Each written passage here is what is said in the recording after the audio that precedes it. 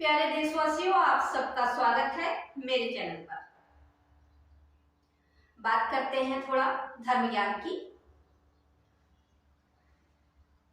अक्सर यही सुनाई देता है कि महाराज जो दशरथ थे, इनके 4 बेटे थे। इनके महाराज दशरथ के कितने बेटे थे? 4 बेटे। नहीं, यह अर्ध सत्य है। अर्ध सत्य कैसे है कि जटायु महाराज ने एक बार महाराज दशरथ के प्राणों की रक्षा की थी। तो राजा दशरथ जी ने जटायु जी से कहा, बताइए पक्षीराज आपको क्या चाहिए? तो जटायु जी ने कहा कि मैं आपकी प्रथम संतान को चाहता हूं। तो उस समय महाराज दशरथ की संतान नहीं थी। तो महाराज दशरथ ने ये सोचा कि अरे ये तो ऐसे ही मांग रहे हैं, चलिए उन्होंने कहा दिया। जटायु जी से कहा दिया। तो बात ऐसी हुई कि जटायु जब भगवान राम जी प्रकट हुए तो पक्षीराज जटायु जी पहुंच गए वहां। उन्होंने कहा कि लाओ मेरा वरदान दो मुझे।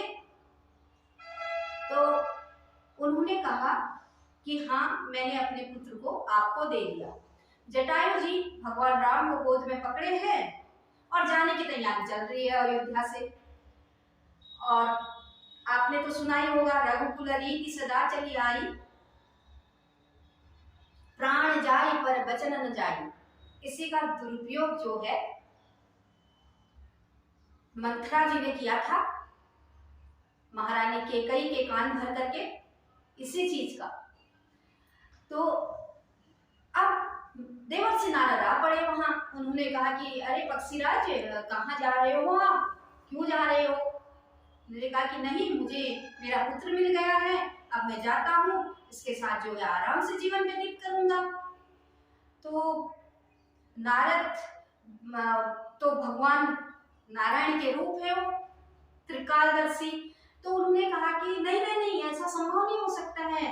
अरे आप तो और चीजें तो कर लोगे, पालन पोषण कर लोगे, लेकिन माँ का दूध कहाँ से पिलाओगे बच्चे को? इससे तो ये तो बड़ा अधर्म हो जाएगा।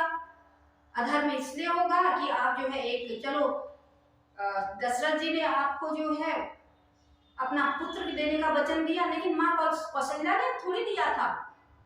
आप उनसे उनका बच्चा क्यों छीन रहे हैं?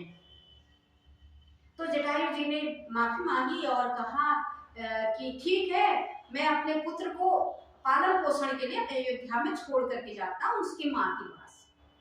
और यही चीज इसीलिए भगवान राम जो है इतने वचनबद्ध थे, अपने पिता के वचनों को निभाने के लिए उन्होंने जटायु को पितृतुल्य मान करके पक्षीराज जटायु का अंतिम संस्कार किया और अपने पिता के अंतिम संस्कार में शामिल नहीं हुए। यही कारण था, इसीलिए उनको पुरुषोत्तम राम कहा जाता है। ऐसे ही नहीं कोई पुरुषोत्तम बनता है। कहते हैं कई लोग जो है कमियां गिनाते हैं, नहीं राम ने ये नहीं करना चाहिए था, राम ने वो नहीं करना चाहिए था। हम और आप कौन होते हैं कि भगवान को ये करना चाहिए, भगवान को वो नहीं करना चाहिए? भगवान की मर्जी जो आएगी वो करेंगे भगवान। प्यारे धर्म प्रेमियों, आपको वीडियो कैसा लगा? अच्छा लगा होगा। अगर आपको अच्छा लगा वीडियो तो शेयर जरूर कर दीजिएगा और सहयोग दीजिएगा। आपके सहयोग की